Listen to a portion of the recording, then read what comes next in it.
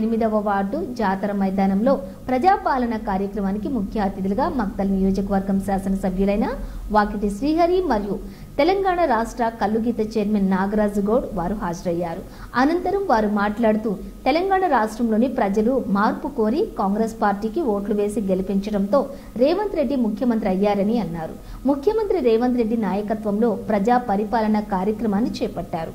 బడుగు బలహీన వర్గాల కోసమే అభయహస్తం 6 గ్యారెంటీలు అమలు చేసే దిశగా కాంగ్రెస్ ప్రభుత్వం పనిచేస్తుందని గుర్తు చేశారు.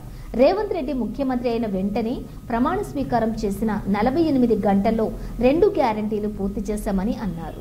ఈ కార్యక్రమంలోని municipal chairperson Gayatri Ravikumar Yadav, municipal vice chairman Vijaya Bhaskar Reddy, municipal commissioner Nagaraju, Congress party Narayanpet జిల్లా అధ్యక్షులు K Prashant Kumar Reddy, Makthal Congress party youth president Tulasiraj, Atmakur municipal కౌన్సిలర్లు, కాంగ్రెస్ పార్టీ నాయకులు, కార్యకర్తలు తదితరులు పాల్గొన్నారు.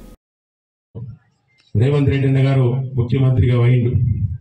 ఖచ్చితంగా ఒక వినూత్నమైనటువంటి కార్యక్రమం తీసుకోవాలి.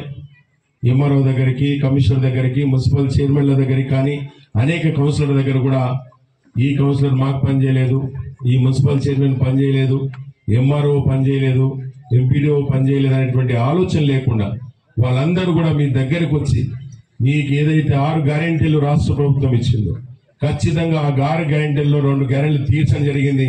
4 గ్యారెంటీల గురించి కూడా మీ దగ్గరకు వచ్చినటువంటి ప్రజాపాలన ఆనాడు వైఎస్ రాజశేఖర రెడ్డి గారు ఏదైతే అచ్చబండ కార్యక్రమం పెట్టిండు, ఆనాడు వైఎస్ రాజశేఖర రెడ్డి ఏ విధంగా అయితే ఆ రోజు కాంగ్రెస్ ప్రభుత్వం పరిపాలన జరిగిందో అదే విధంగా రేవంత్ అన్న వారి యొక్క దీవెనలతో ఆశీస్సులతో ముఖ్యమంత్రి అయ్యిండు. అపోహలు ఉండొచ్చు ఏమని, ఇక కాంగ్రెస్ పార్టీ అధికారంలోకి వచ్చింది, వాళ్ళ ముఖ్యమంత్రి రేవంత్ రెడ్డి గారే ఉన్నాడు, వాళ్ళ ఎమ్మెల్యే కూడా కాంగ్రెస్ పార్టీ సీఆర్ అనే ఉన్నాడు, ఇక కాంగ్రెస్ పార్టీకి అన్ని వస్తాయి మిగతా అందరికీ రావు. ఆ భ్రమలో ఉండకండి.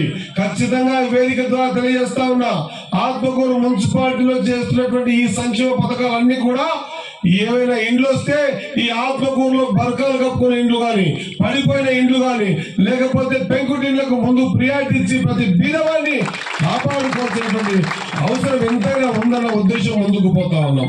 అందుకే నేను వేదిక మీదకి పిలిచిన, నాట్ ఓన్లీ కాంగ్రెస్ పార్టీ కాదు, రండి బీఆర్ఎస్ పార్టీ వాళ్ళు రండి, బీజేపీ వాళ్ళు రండి, అందరం కలిసి ఇప్పుడు మనం పోరాటం చేయాల్సింది, ఇప్పుడు మనం కొట్లాడుకోవాల్సింది ఓట్ల కోసం కాదు, ఓట్ల టైం అయిపోయింది. ఇప్పుడు చేయాల్సింది ఆత్మకూరులో ఉన్నటువంటి ఈ పేద మంది వాళ్ళతో ఉన్నటువంటి ఆర్థిక స్థితిగతులతో పోరాటం చేద్దాం. మనందరం కలిసి ఆ పేద